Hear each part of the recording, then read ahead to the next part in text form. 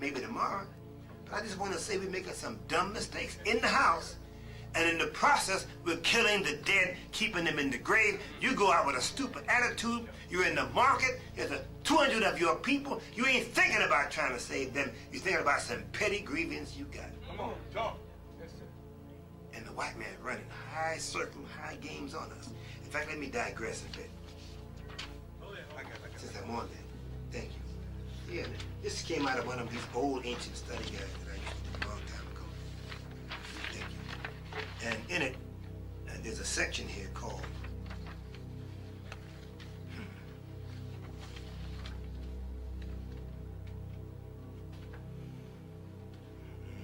This appeared 21 points in a book that Haki Makbudi wrote called Enemies, The Clash of Races, page 133 through 134. It says, Brother Akbar sent this up. We've changed a few words.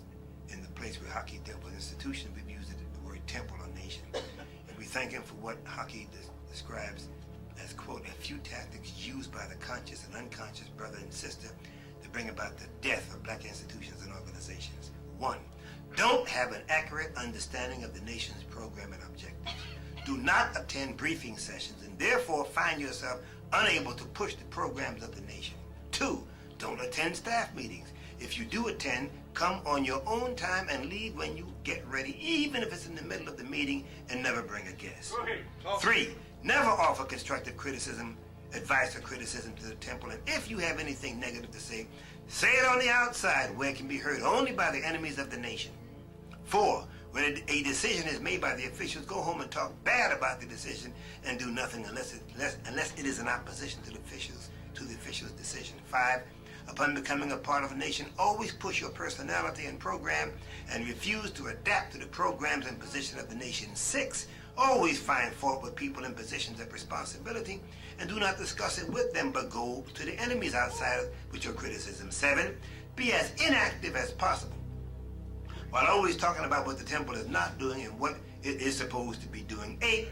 If asked about your inactivity, space on the question and talk about the inactivity of others to cover yourself. 9. While attending a meeting, always sit in the back of the room or on the outside where you can talk while the minister is teaching. And sometimes laborers do that too. Go ahead. Talk. You're so damn busy.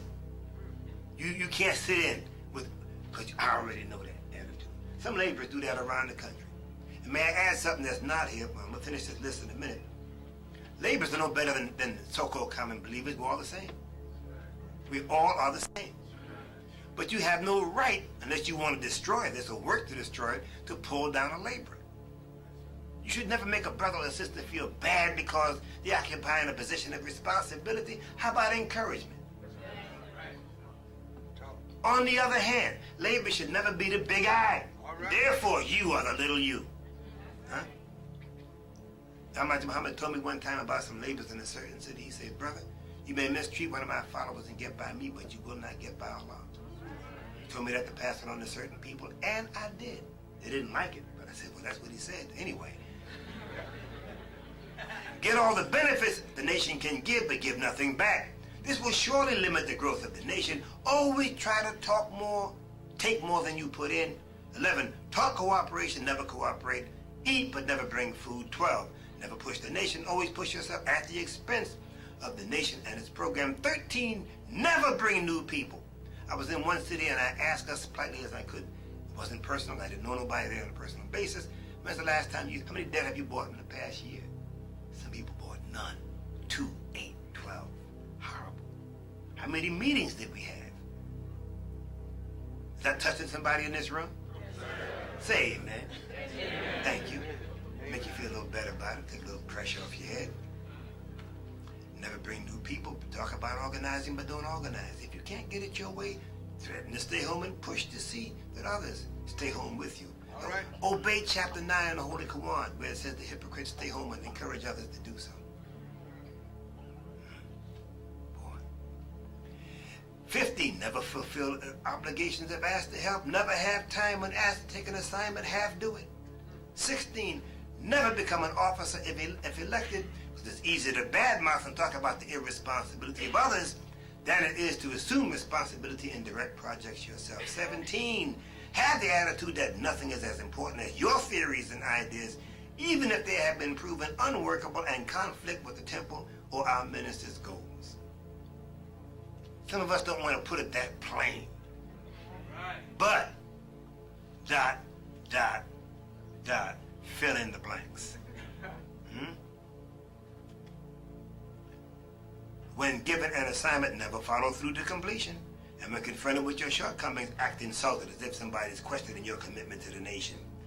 19, seek leadership position, but don't work and don't study commensurate with the position that you seek, so that you can be very unqualified and help to ruin the nation. Study just enough to become magnificently incompetent. Okay? Always maintain a negative attitude toward the nation as well as the members of the nation. In fact, make negativism your program. Last, never offer anything constructive in the development of the nation's program, but be highly critical of what everybody else offers. That's an interesting statement. What's it? It don't fit nobody in this room, does it? Let's go back to the beginning.